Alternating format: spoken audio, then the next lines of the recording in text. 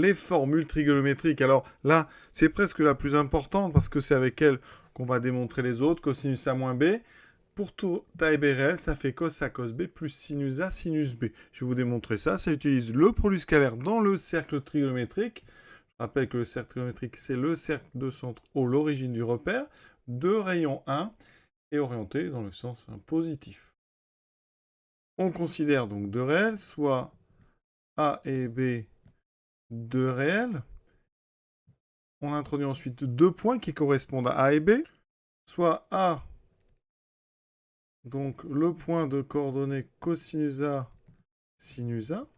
D'accord. Ça veut dire qu'ici, je vais le placer, imaginons que le réel A correspond sur le cercle à ce point-là, donc on a A.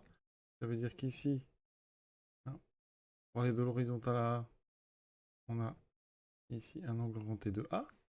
Ensuite, on introduit un deuxième point, le point B. Vous avez compris, cosinus B, sinus B. Imaginons par exemple le point B un petit peu plus haut. Voilà. Alors, il pourrait être partout ailleurs dans le cercle, c'est un là. Ici, j'aurai donc un angle orienté B. Et là, regardez ce qu'on va calculer comme produit scalaire. On va calculer le produit scalaire OA, OB. Alors, il y a deux façons de le calculer. Soit avec les coordonnées. Je rappelle que le vecteur OA, il a les coordonnées du point. Donc, c'est cosinus A, sinus A.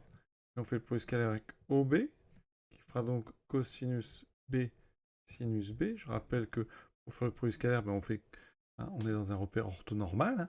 Cos A, cos B, le produit des abscisses. Donc, cos A multiplié par cos B, plus le produit des ordonnées, sinus A, sinus B. Oui, ça, c'est la deuxième partie de la formule.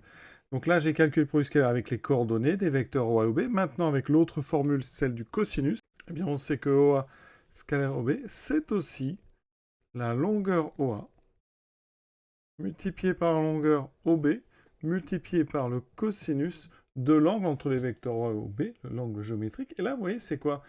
Pour aller de A à B, on tourne en fait de B moins A. Je vais vous montrer ça sur le dessin. C'est ici. Vous avez B auquel finalement on enlève A. Donc c'est B moins A. OA, on est sur le cercle trigonométrique, ça vaut 1. OB, on est sur le cercle trigonométrique, ça vaut 1. Donc il me reste cosinus B moins A.